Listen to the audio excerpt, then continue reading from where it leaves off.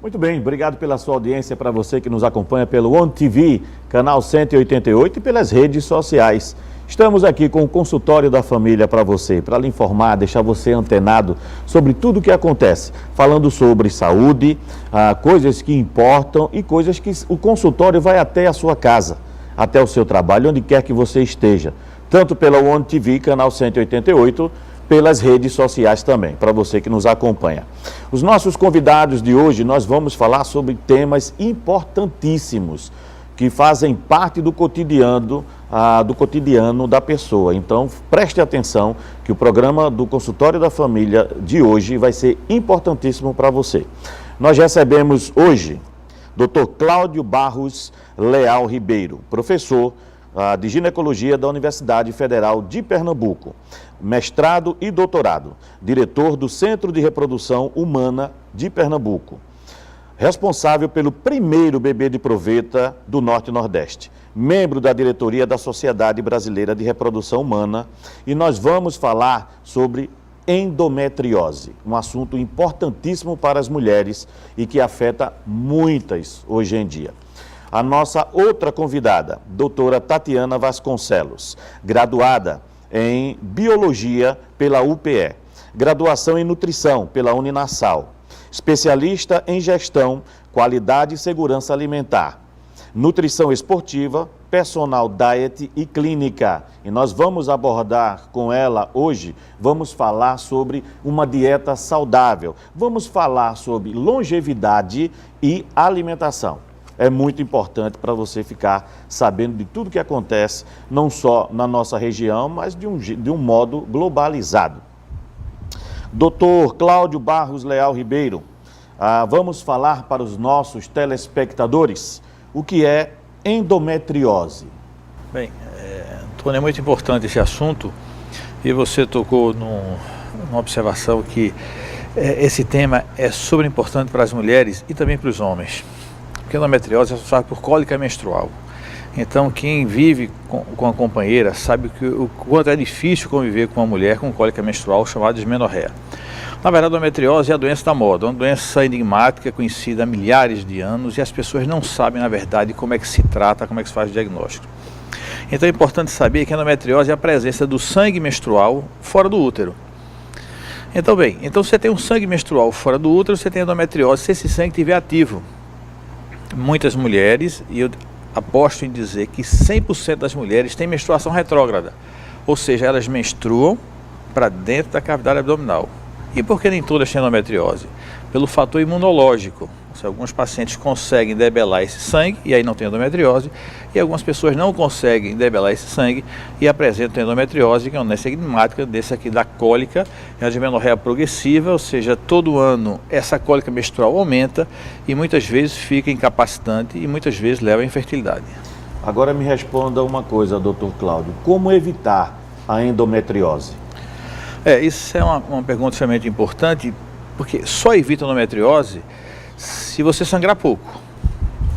E aí o que acontece, um grande problema aqui na região nordestina principalmente, você usa anticoncepcional, por exemplo. E aí você toma anticoncepcional e para você sangrar. Porque quem toma anticoncepcional não menstrua, sangra. E aí muitas vezes você diz, a senhora é anêmica, a senhora tem um risco grande de endometriose, porque a senhora está sangrando muito. Então vamos tentar usar o anticoncepcional de maneira contínua, durante 6 meses, 1 ano, e ficar sem sangrar. As pessoas aqui no Nordeste têm uma dificuldade muito grande em aceitar ficar sem sangrar, porque o sangramento, para elas, é a saúde delas. Então, se você evitar esse sangramento abundante, que significa que você está sangrando muito no absorvente, você está sangrando muito dentro do seu abdômen, e você tem uma chance muito maior de ter endometriose. Então, como se evita? Sangrando pouco. Muito se fala, doutor Cláudio, sobre a questão da mulher engravidar, da infertilidade. A endometriose, ela está associada à infertilidade? Bem, esse é um grande problema, porque, veja, a infertilidade é a dificuldade que o casal tem em engravidar depois de 18 meses sem método anticoncepcional. E aí na procura, e diga-se de passagem aqui, o primeiro exame a ser feito no casal infértil é o exame do homem. Absolutamente, isso é uma informação extremamente importante. Eu tenho, por exemplo, 10 filhos, casei novamente, minha mulher não consegue engravidar, a pesquisa vai ser na mulher? Não, tem que ser primeiro no homem, que apesar dos seus 10 filhos, você pode ser responsável pela infertilidade. Então, começar pelo homem. E as mulheres têm cólica menstrual, faz o exame, diagnostica infertilidade pela endometriose e aí para de fazer a pesquisa. Às vezes a endometriose não é a causa da infertilidade.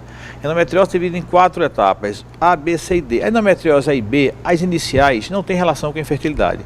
Então muitas vezes descobrem endometriose, a senhora tem endometriose, tem cólica menstrual, então a senhora não está engravidando devido à endometriose. Muitas vezes não é a endometriose que está sendo a causa, são outras causas que você parou de pesquisar porque diagnosticou a endometriose. A pessoa que tiver endometriose, ela pode engravidar, doutor Cláudio, em cima dessa colocação que o senhor destacou agora? Sem dúvida. Se a endometriose é leve ou moderada e não atrapalha as trompas, nem atrapalha o ovário, ela pode engravidar. E quando engravida, o que acontece? Ela fica 9 meses sem menstruar. E ela fica mais 1 mês, 2 meses, 3 meses aumentando. Então ela fica 1 ano sem sangrar. E muitas vezes a endometriose que ela tinha anteriormente, ela cura com a gravidez. E ela passa a ter os filhos sem precisar de nenhum tratamento. Então, sem dúvida nenhuma, a paciente que tem endometriose grau leve ou moderada, ela pode engravidar sem nenhum problema. Agora, um assunto importante que muito se fala sobre endometriose. Mas você sabia que existe agora, muito se fala e está sendo acometido muito esse diagnóstico. E doutor Cláudio vai poder explicar a você, telespectador, o que é adenomiose. A endometriose é quando o endométrio que está dentro do útero, ele se infiltra na parede do próprio útero, na musculatura uterina.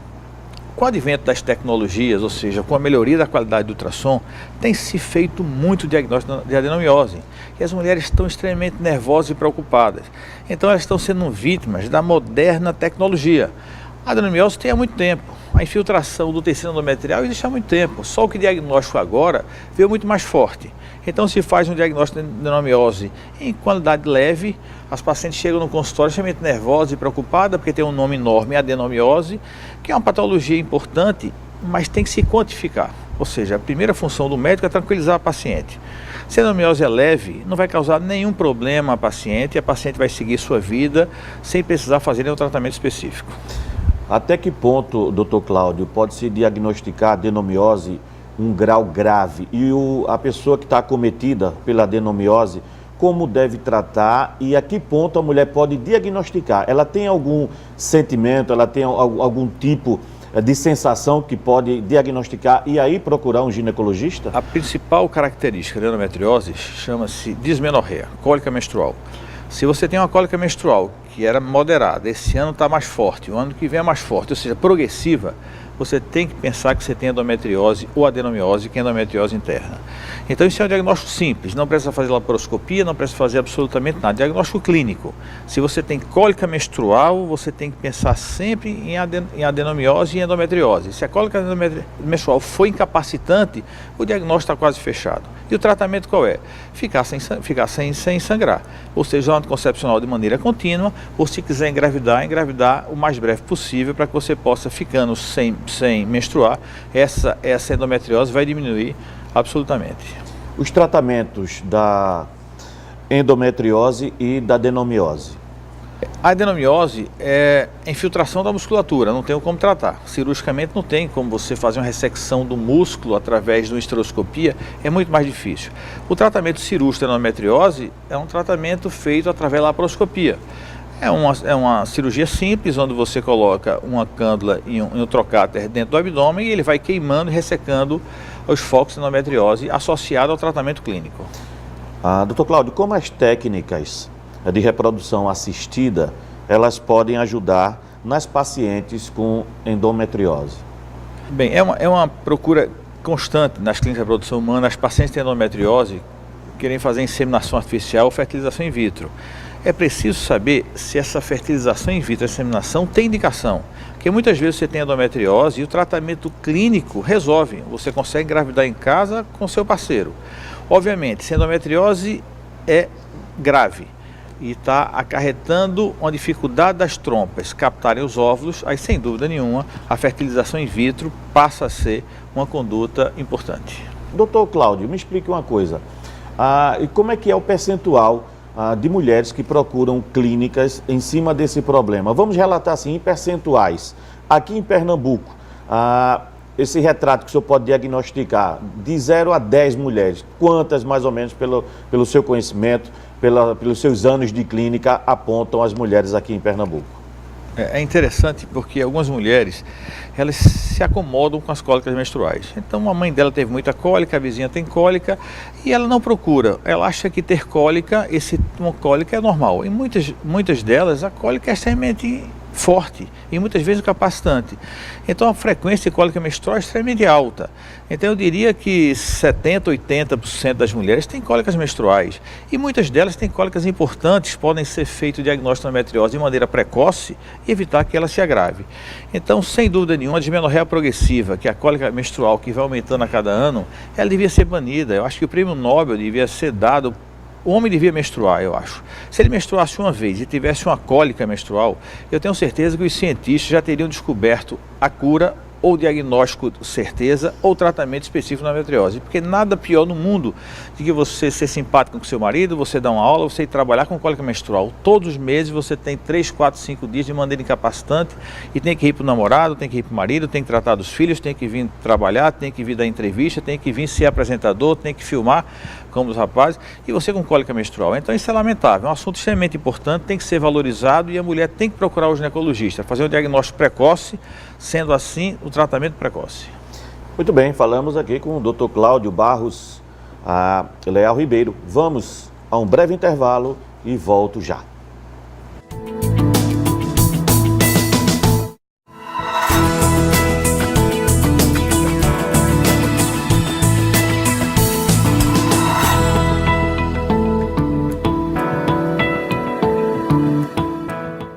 Manter a cidade limpinha também depende da gente. Por isso, você precisa conhecer os equipamentos que a Prefeitura disponibiliza para a coleta de lixo. Tem o Ecoponto de lixo comum, para pequenos resíduos. Também tem o Ecoponto para lixo reciclado, o Ecobarco, as Ecobikes e Ecomotos, além dos caminhões de lixo domiciliar e de coleta seletiva. Mas, para tudo isso funcionar, você também tem que fazer a sua parte. Se informe sobre os locais corretos de coleta pelo 156 ou pelo site. Juntos fazemos uma cidade melhor. Prefeitura do Recife. Você quer o melhor para o seu negócio. É por isso que você tem NET Empresas. E você também tem vantagens que trazem o diferencial para o seu negócio.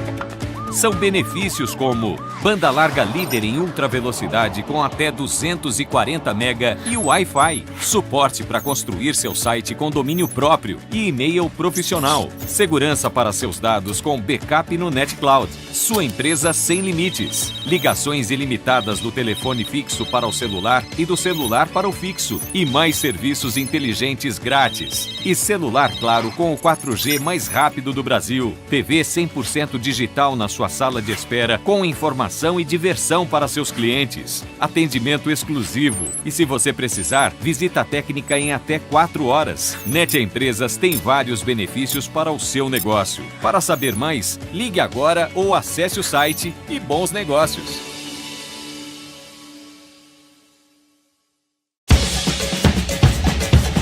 Pernambuco, nos últimos anos, evoluiu muito, nos seus resultados na área da educação. E nós temos estudantes muito talentosos em todas as nossas escolas de ensino médio espalhadas pelo Estado. Mas percebemos que muitos dos nossos estudantes não estavam participando do Enem, porque não tinham a motivação necessária para participar e querer ingressar na universidade, e muitas vezes porque tinham dificuldades financeiras, para poder se manter. Tem todo um trabalho de motivação que vai ser feito ao longo do ano para eles participarem do exame do Enem e do SSA, e aqueles que forem aprovados nas nossas universidades públicas se tiverem os melhores desempenhos, o Estado vai pagar uma bolsa nos primeiros anos deles na universidade para ajudá-los a se manter. Então é uma forma de ajudar os nossos estudantes que são de baixa renda, acho que são muito talentosos e a gente acredita muito no futuro deles.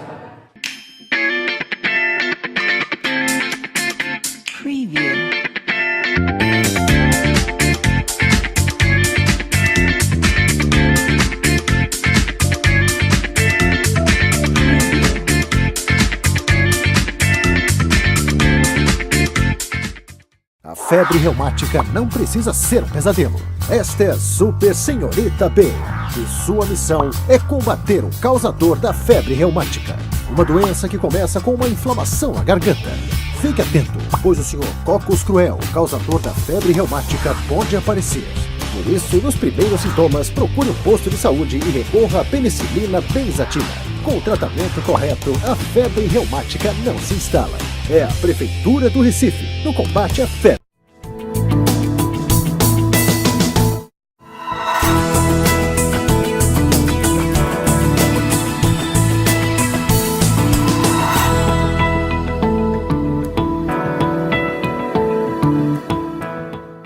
Muito bem, já estamos de volta com o Consultório da Família. Obrigado pela sua audiência. Para você que nos acompanha pela One TV, canal 188 e também pelas redes sociais, pelo Brasil e pelo mundo.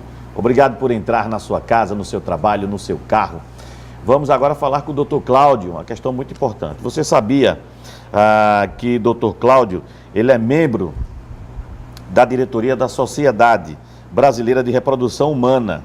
E aí tem uma situação muito importante que eu quero que ele destaque agora.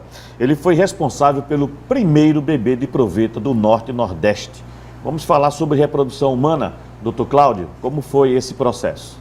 Bem, nós tivemos a satisfação de, em 91, em 90, fazer o primeiro bebê de proveta, nascido em 91, nasceu em Fortaleza. O primeiro bebê de proveta do mundo nasceu em 78, o primeiro bebê de proveta do Brasil em 84 e o primeiro do Nordeste foi nosso em 91. Uma satisfação grande pelas coisas acontecerem aqui no Nordeste.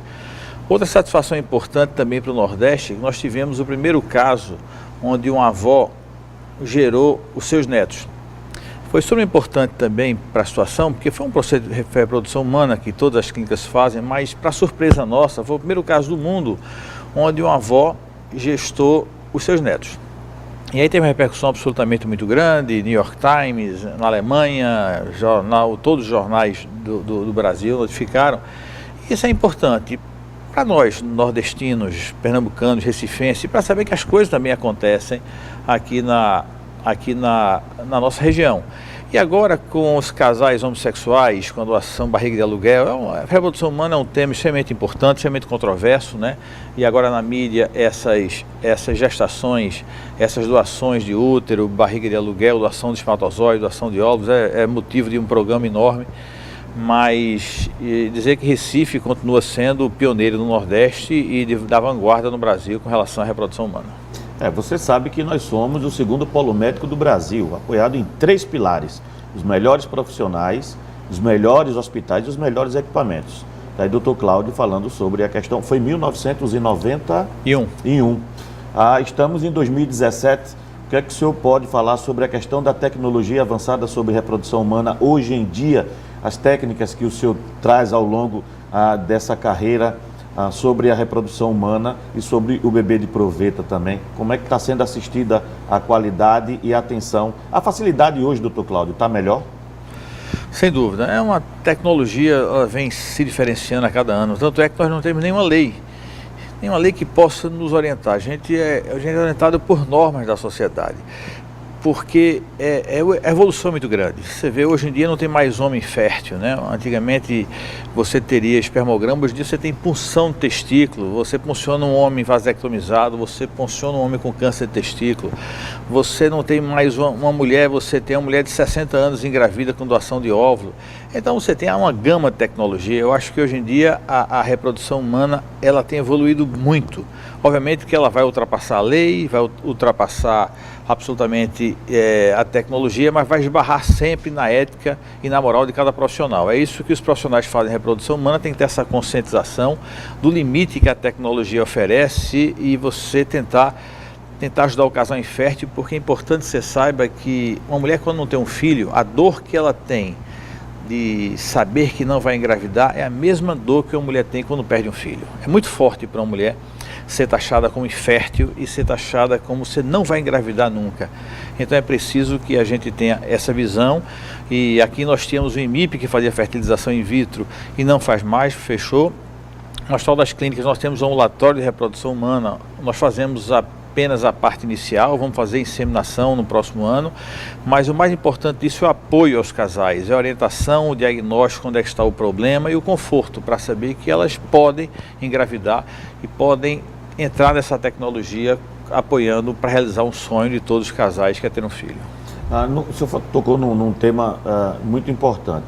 Na questão da relação homoafetiva, E já existe uma lei que se possa trabalhar para que um casal homoafetivo ele possa ter e possa acometer esse processo de poder uma pessoa engravidar através do espermatozoide deles? Bem, o casal feminino é muito fácil. Você vai no banco de sêmen, pega um sêmen, engravida uma das duas ou as duas, como elas quiserem. No casal homoafetivo masculino, você teria que ter um óvulo doado e uma barriga de aluguel.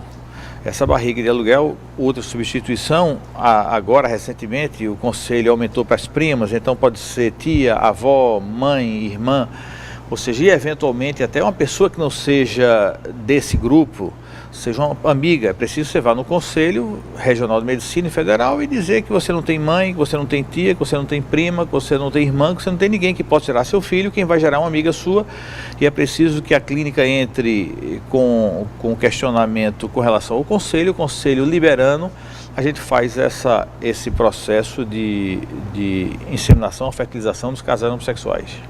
Já teve algum caso, doutor, em relação no caso masculino? O senhor já passou por algum processo desse? Muitos. Inclusive tivemos um agora que foi nacionalmente famoso e foi mídia muito grande, porque na verdade eles conseguiram, o primeiro filho dele fez com a prima, tudo sob controle. O segundo filho que ele queria ter, ele não tinha mais a prima para fazer, a prima não quis, e ele teve que usar uma terceira pessoa que não fosse da família. Eu achei que ia ser extremamente difícil que eles conseguissem, eles conseguiram, e foi notícia no Brasil todo.